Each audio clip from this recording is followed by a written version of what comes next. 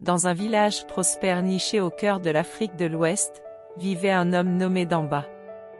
Il était connu non seulement pour sa richesse immense mais surtout pour sa générosité sans limite. Damba, un homme d'une quarantaine d'années, avait hérité de vastes terres et de nombreuses entreprises de son père, mais il était résolu à utiliser cette fortune pour le bien de sa communauté.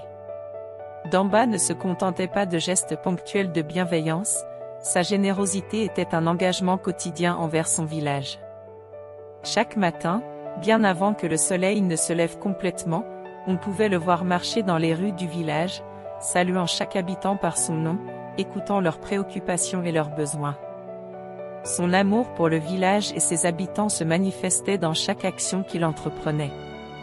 L'une des initiatives les plus admirées de Damba était la construction de l'école du village. Avant son intervention, les enfants devaient marcher des kilomètres pour atteindre l'école la plus proche. Damba non seulement construisit une école moderne avec des salles de classe bien équipées, mais il embaucha aussi des enseignants qualifiés, offrant des salaires attractifs pour s'assurer qu'ils restent. Il instaura des bourses d'études pour les étudiants les plus brillants, leur donnant l'opportunité de poursuivre leurs études à l'étranger. Grâce à ces efforts, le village connut un taux de scolarisation jamais vu auparavant, et les enfants, désormais pleins d'espoir et d'ambition, rêvaient de devenir médecins, ingénieurs, enseignants, et plus encore. En plus de l'éducation, Damba finança également la construction d'un dispensaire. Les villageois n'avaient plus à se rendre dans la ville voisine pour recevoir des soins médicaux. Il invita des médecins et des infirmières à s'installer dans le village, leur fournissant des logements et des équipements modernes. Les soins de santé de base devinrent ainsi accessibles à tous, sauvant des vies et améliorant la qualité de vie des habitants. Les naissances étaient désormais suivies par des professionnels, les maladies étaient traitées rapidement, et l'espérance de vie augmenta de manière significative. Pour soutenir l'économie locale, Damba injecta des fonds dans les petites entreprises du village. Il aida les artisans à acheter des matériaux de qualité, les agriculteurs à acquérir des semences et des outils modernes, et les commerçants à élargir leurs stocks. Grâce à ces efforts, le village prospérait.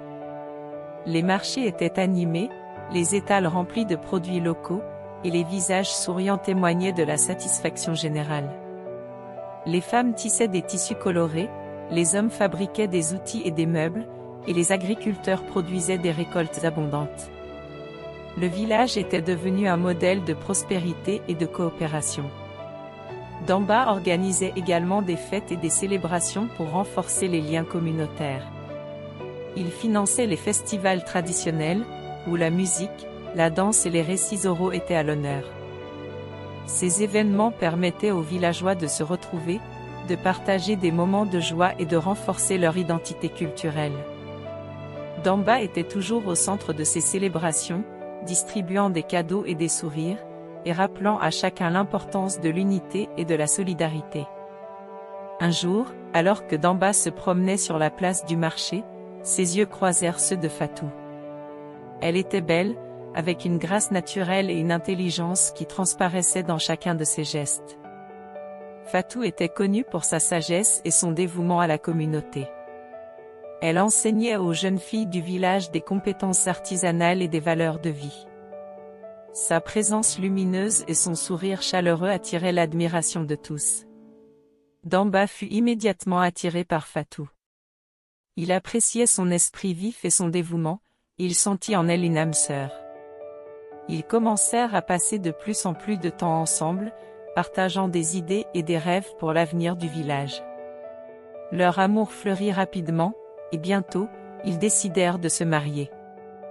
Leurs noces furent une grande célébration, réunissant tout le village dans des chants et des danses. Fatou n'était pas seulement séduite par la richesse de Damba, mais surtout par son grand cœur et sa vision pour leur communauté. Fatou s'intégra rapidement dans les projets de Damba, apportant ses propres idées et initiatives. Elle organisa des ateliers pour les femmes du village, leur enseignant des compétences artisanales et des techniques de gestion financière. Grâce à ces efforts, de nombreuses femmes purent créer leurs propres petites entreprises, contribuant ainsi à l'économie locale et renforçant leur autonomie. Le couple devint une véritable équipe, travaillant main dans la main pour améliorer la vie des villageois. Leur amour et leur complicité étaient palpables, et ils étaient souvent vus ensemble, discutant de nouveaux projets ou participant à des activités communautaires. Leur relation était un exemple pour tous, montrant comment l'amour et la collaboration pouvaient avoir un impact positif sur la communauté. Cependant, dans l'ombre de cette histoire d'amour, une jalousie croissante se formait.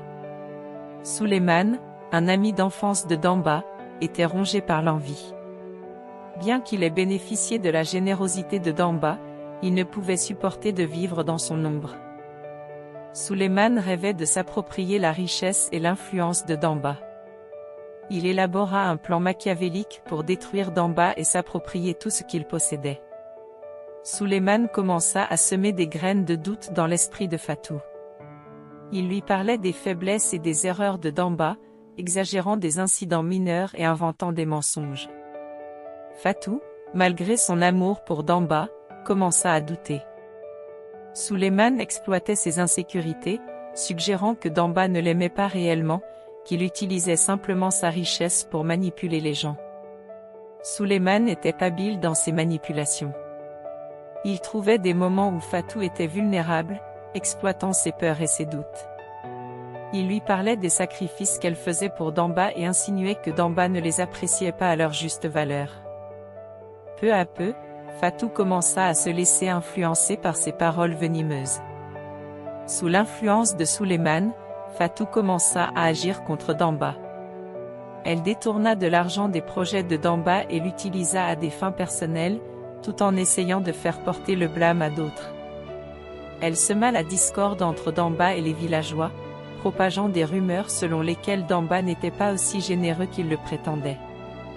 Les actions de Fatou, combinées aux mensonges de Suleiman, commencèrent à éroder la confiance que les villageois avaient en Damba. Suleiman, de son côté, n'était pas seulement motivé par la jalousie, mais aussi par l'ambition. Il voyait en la destruction de Damba une opportunité de prendre sa place en tant que leader du village. Il commença à tisser des alliances secrètes avec des villageois influents, leur promettant des récompenses s'ils soutenaient son plan. Ses alliés, aveuglés par l'appât du gain, commencèrent à répandre des rumeurs et à susciter des conflits au sein de la communauté. La situation atteignit son paroxysme lorsque des accusations de fraude et de tromperie émergèrent contre Damba. Les villageois, influencés par les mensonges de Suleiman et les actions de Fatou, commencèrent à douter de leur bienfaiteur. Des murmures de méfiance se transformèrent en cris de colère. Damba, qui avait toujours agi avec intégrité, fut profondément blessé par ces accusations. Il ne comprenait pas comment ceux qui l'avaient aidé pouvaient se retourner contre lui. La trahison fut révélée de manière dramatique lors d'une grande assemblée du village. Suleiman, voyant son plan presque accompli, organisa une réunion pour discuter des actions de Damba. Il présenta des preuves fabriquées de la malhonnêteté de Damba, et les villageois, déçus et en colère, demandèrent des explications. Damba, confus et accablé, tenta de se défendre, mais les preuves étaient accablantes. Lors de cette réunion, Damba prit la parole avec émotion. Il rappela aux villageois tout ce qu'il avait fait pour eux, les sacrifices qu'il avait consentis, et l'amour qu'il leur portait. Il leur demanda de regarder au-delà des mensonges et de se souvenir de ses actions. Mais les doutes étaient déjà semés, et les preuves de Suleiman semblaient irréfutables. C'est alors que Fatou, déchirée par la culpabilité, prit la parole. En larmes, elle avoua ses erreurs et révéla le complot de Suleiman. Elle expliqua comment il l'avait manipulée et comment elle avait détourné de l'argent, non par cupidité mais par insécurité et doute. Les villageois, choqués par cette révélation, se tournèrent vers Suleiman, qui tenta de fuir mais fut rapidement arrêté. Malgré la douleur causée par la trahison de Fatou et Suleiman, Damba démontra la véritable étendue de son cœur généreux. Il pardonna à Fatou, comprenant les pressions et les manipulations qu'elle avait subies. Il demanda aux villageois de faire de même, prêchant le pardon et la rédemption. Fatou, profondément repentante, jura de passer le reste de sa vie à réparer ses erreurs et à soutenir Damba dans ses efforts pour reconstruire la confiance du village. Damba organisa une réunion de réconciliation, où il expliqua l'importance du pardon et de la compréhension. Il partagea des histoires de sagesse africaine, rappelant aux villageois que même les plus grands peuvent trébucher, mais qu'il est noble de se relever et de demander pardon. Les villageois, touchés par sa grandeur d'âme, commencèrent à pardonner Fatou. Elle s'engagea à travailler dur pour regagner leur confiance, participant activement à tous les projets communautaires et montrant par ses actions son désir de se racheter. Souleymane, quant à lui, ne trouva pas de pitié dans le cœur des villageois.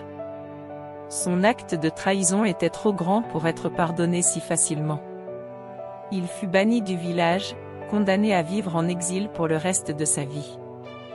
Ce bannissement servit de leçon à tous sur les conséquences de la jalousie et de la trahison.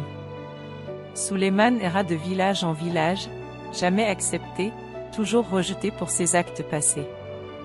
Il comprit trop tard que la richesse et le pouvoir obtenus par la trahison ne valent jamais le prix de la dignité et de la confiance perdue. Le village retrouva progressivement sa paix et son harmonie. Grâce au pardon de Damba et aux efforts de Fatou pour se racheter, la communauté se souda de nouveau. Les initiatives de Damba continuèrent à prospérer, mais cette fois avec une nouvelle sagesse et une plus grande prudence dans ses relations personnelles.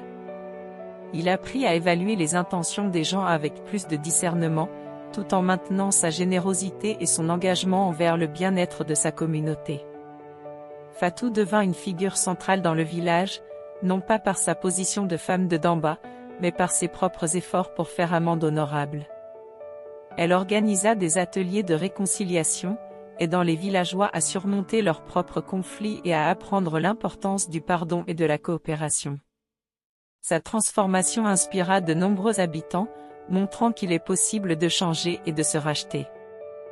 Damba et Fatou, plus unis que jamais, continuèrent à travailler ensemble pour le bien du village.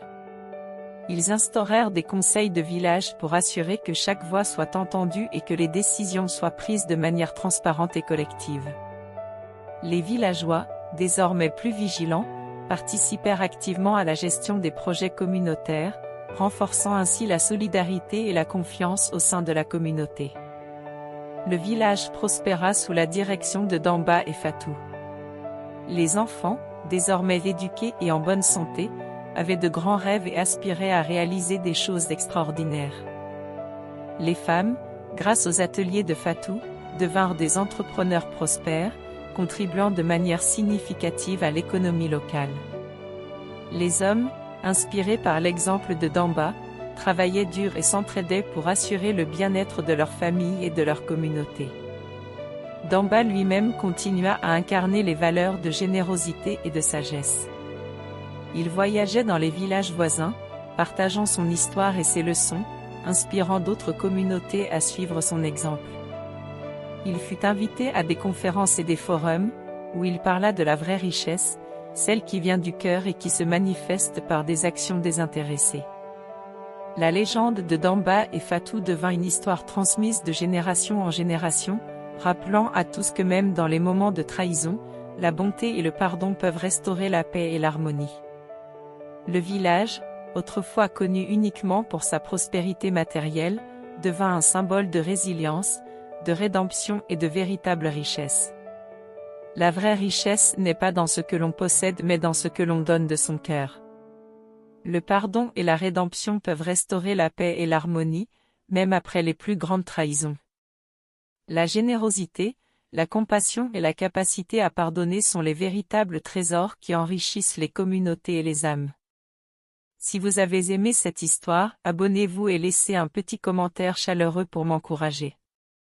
Dites-moi également dans les commentaires depuis quel pays vous avez regardé cette vidéo. À bientôt pour une nouvelle histoire inspirante.